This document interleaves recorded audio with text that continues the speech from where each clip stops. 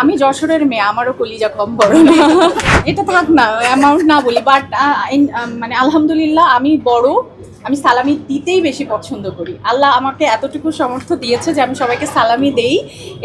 এটা আমি proud feel করি যে আমি এখন সালামি দেই। পেতেই পারে, এটা তার বাবা মা ফ্যামিলি সবাই হয়তো মানে সবাই যখন একসাথে থাকবে না, 100-200 টাকা করতে করতে করতে করতে না আমারও অনেক টাকা হয়ে যায়, ঠিক আছে? তো 5 লাখ টাকা না, এটা না না না, আমি একটা কথা বলি, তোমার বাবা তোমাকে দেখা যাচ্ছে যে 500 টাকা দিল, এটা ভালোবাসা থেকে ফ্যামিলি থেকে দিছে আর কি। এটা আমি নেগেটিভ ভাবে দেখি। আমি যশোরের মেয়ে, আমারও কলিজা কম বড় না।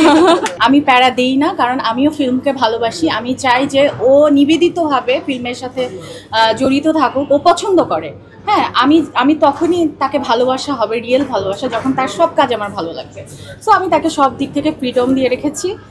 সে ভালো কাজ করছে, আমি দোয়া করি এবং সবসময় তার পাশে আছি। থ্যাংক ইউ, আপনাদেরকে সবসময় পাশে পেয়েছি, অনেক বেশি ঋণী।